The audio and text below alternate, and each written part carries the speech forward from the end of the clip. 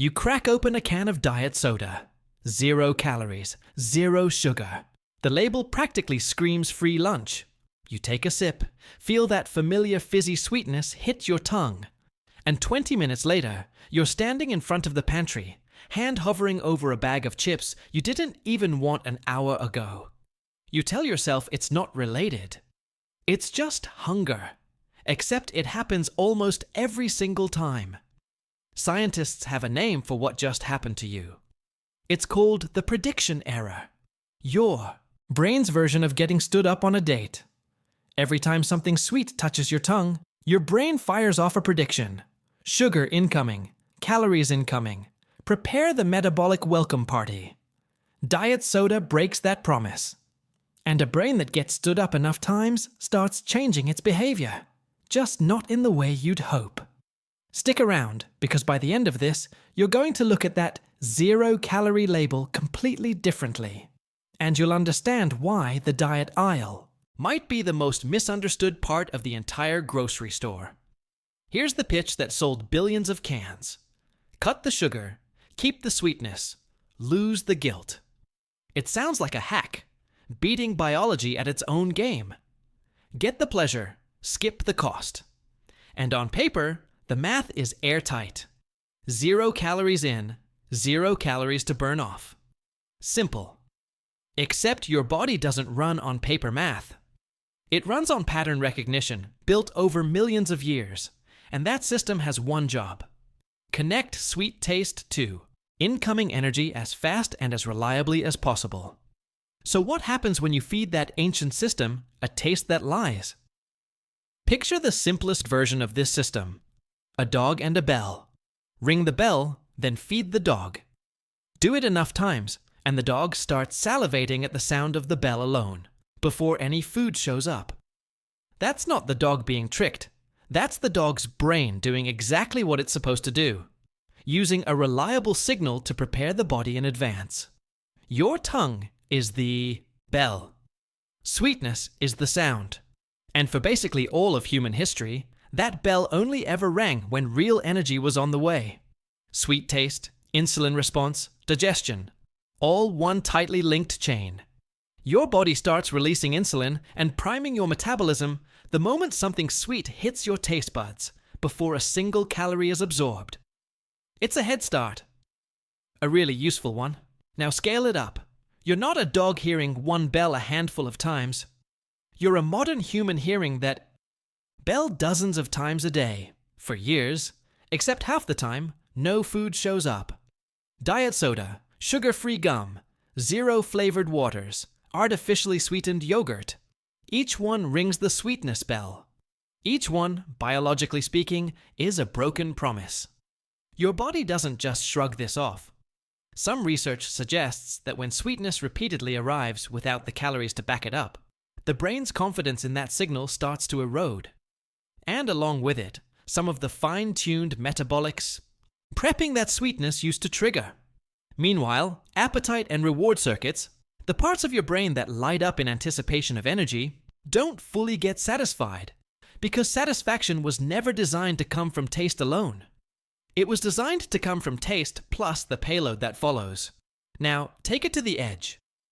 Imagine someone who drinks diet soda constantly. 6, 7 cans a day. Every day. For years. Specifically because they're trying to lose weight. They've replaced sugary drinks entirely. On paper, they've removed hundreds of calories from their daily intake. It should be a clean win. But some of these habitual diet soda drinkers report something strange. Persistent cravings for sweet and starchy food that don't seem to fade, even months in. Their brain has rung that bell thousands of times with no payload attached, and instead of learning sweetness means nothing, parts of the system seem to respond by chasing the payload harder elsewhere. Through snacking, through portion creep, through reaching for something sweet and caloric to finally close the loop. The diet soda never closed. So here's the fix everyone assumes. If diet soda causes cravings, just white-knuckle through it. Willpower, discipline. Drink the diet soda, refuse the snack. Problem solved. Except that's not actually where the story goes. It's not really a willpower problem at all. It's a prediction problem. You can't discipline your way out of a system that's quietly, automatically prepping your metabolism and your appetite in the background, completely outside your conscious control. Telling yourself, just don't snack, is like yelling at a smoke alarm to stop beeping while the toast is still burning. The alarm isn't the problem. It's downstream of something the diet soda itself set in motion. And here's the part that really flips the script. Some studies have found that diet soda drinkers, on average, don't consistently lose more weight than people who drink regular soda in moderation. And in certain long-term observational studies, heavy diet soda consumption has actually been associated with higher rates of weight gain over time. The zero-calorie swap that was supposed to be a cheat code turns out to be, for a meaningful chunk of people, close to a wash, or worse. Consider the scale of this. Diet soda is one of the most consumed beverage categories on Earth, with global sales measured in the tens of billions of dollars annually. That's not a niche product. That's a mass experiment running on a huge portion of the population every single day. Long-running cohort studies tracking thousands of adults over years have repeatedly turned up the same uncomfortable pattern. People who drink diet soda daily tend to show larger increases in waist circumference over time compared to non-drinkers, even after researchers try to account for the fact that people already trying to lose weight are more likely to reach for diet soda in the first place.